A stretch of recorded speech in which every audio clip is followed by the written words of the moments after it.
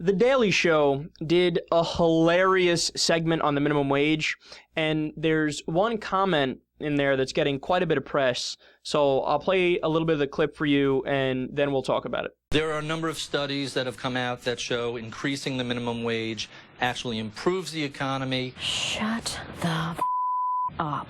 If we raise people up just $11, so they're at the poverty level, they'll go out and they'll spend that money on food and medicine. Sure, that sounds good, except for one simple thing. People don't go hungry in a capitalist economy. It's socialism that creates scarcity, that creates famine.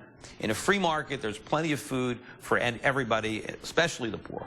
And the fact that people in our economy aren't hungry is all the proof you need that free market capitalism is the answer.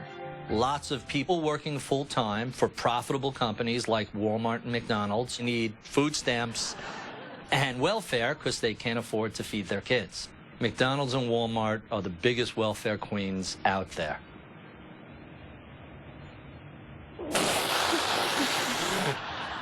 What? They're taking advantage of the safety net in order to capture more profits and lower their costs. As it turns out, the fast food industry alone costs taxpayers roughly $7 billion a year in public assistance to their employees. It's practically McWalmarxist. But for many, when it comes to our economy, it's our country's founding principles that matter.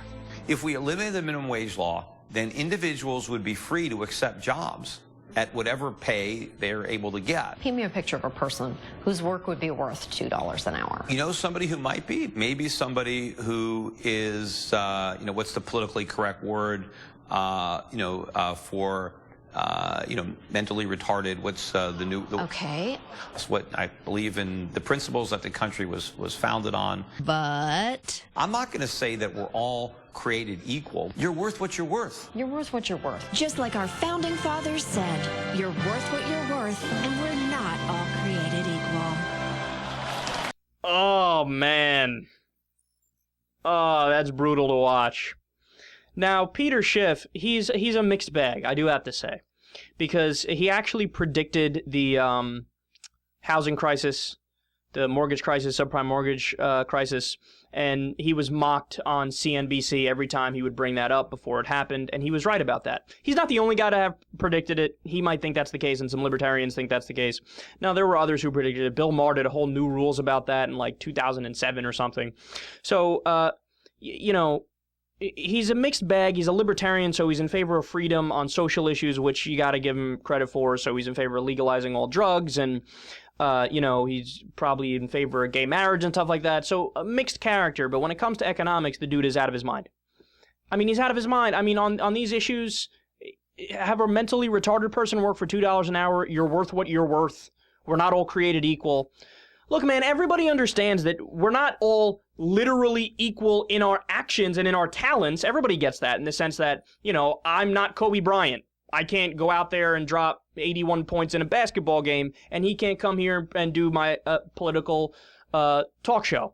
So we all understand that, but the point from the Founding Fathers is that from a human perspective, everybody is created equal, and they're treated equal under the eyes of the law. Now, if there was the contradiction that they own slaves and all that stuff, we know that's true. The 14th Amendment came along later to correct that. But the idea is, from a human perspective, we're all equal under the eyes of the law. But he scraps that too. You're worth what you're worth. Your market worth is what your total worth is. See, this is the flaw with, the libertarian argument. Your worth on the market is not your actual worth as a human being. I mean, under a purely capitalist system, you have a scientist or a teacher that would make 40 grand a year. You have a bench player on the worst NBA team making 500 grand a year. And you have Justin Bieber being a trillionaire. Okay? That doesn't reflect the reality of who's worth what. That just reflects the market reality. And that's why government needs to come in and regulate and tweak around the edges and put up rules and have a tax code and fund things that should be necessities and should be off the table, things like healthcare and education that should give people an equal opportunity. But he's against all government. He's against all government.